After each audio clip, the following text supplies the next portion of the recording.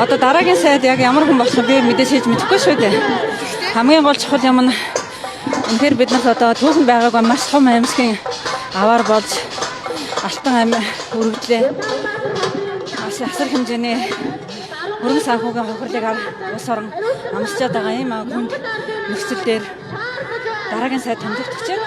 Тэгэхээр дараагийн сайд маш хариуцлагатай үнэн сэтгэлээс энэ салбарын төлөө ажилдаг тийм одоо туршлагатай сайн хүмүүс одоо сайд болоосаа гэж салбарын хүсэж байгаа. Ард нийт ч гэсэн хүсэж байгаа. Өнөөдөр 50 мегаваттын 2015 онд хөгжлийн банкны санхүүжилтээр 35 сая $, зээлээр ашиглалтанд оруулсан генератор тэр зэгтээ турбинтайгаа байхгүй болчихлоо. Тэгэхээр мэдээж энэ өвлийн хувьд бол бас л бид нар дулаан хангамжийн хувьд, цахилгаан хангамжийн хувьд маш одоо хүндрэлтэй болно гэдэг нь бол хинт ч ойлгомжтой байгаа. Тэгэхээр бид нар энэ бодит байдлыг бол бодитоор ярьж яавал энэ өвлийг хүндрэл багтай давах уу гэдэг арга хэмжээг хэрэгжүүлж ажиллах нь зүйтэй.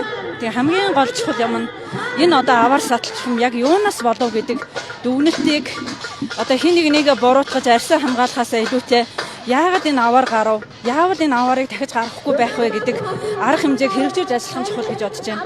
Ихэнх аваарын хувьд бол яадгүй гэхээр одоо ерөөсөө цэвэр одоо арьсаа хамгаалах чиглэлрүү дүгнэлтээ гаргадаг.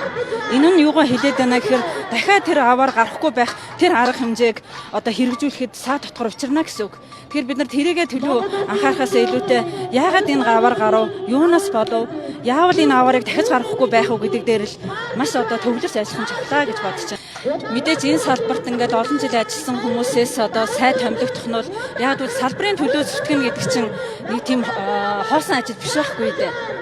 Тэр одоо салбарын зовлон ялангуяа эрчим хүчний салбар гэдэг чинь тэр одоо үйл ажиллагаа нь бүр мянган секундээр үргэлжилж одоо хариуцлага хүлээж яадаг тийм одоо экзектэй салбар. Тэгэхээр тийм экзектэй салбарыг бол одоо ингээд хит ус төржүүлээд хит тавтгаарсан олон төрлийн томилгоо хийгээд явах нь өнөөдөр ямар үр дүнд хүргээд байгааг бид нар бүхэн одоо нийтээр ингээд хараа сууж байна шүү дээ. Тэгэхээр бол энэ бол маш одоо зайлшгүй чухал юм асуудал. За тэгээд тэр одоо гал төмөрт өртсөн тэр 50 мегаваттын турбин генераторыг сэргээхэд дор хаяж 24 сар гэдэг нь үнэн. Яагаад тэгэхээр тэр чинь ингээд нэг юм бэлэн байж байгаа тоног төхөөрөмж биш. Үйлдвэрлэхэд дор хаяж нэг жилийн хугацаа. За тэгээд одоо угсархад тэгээд тэгэхээр хамгийн багадаа л 1.5 юм уу 2 жилийг л зарцуулнаа. Тийм учраас бид нар одоо яг бодит байдалтайгаа эвлэрээд яавал энэ өвлийг одоо амжилттай тавах уу гэдгийг өнөөдөр бид нар бодох хэрэгтэй. Тийм учраас маш яралтай одоо энэ засгийн газар эв хавандаа ороод ажилдаа хамцуу шамжилж орхон гэх чухал байна да.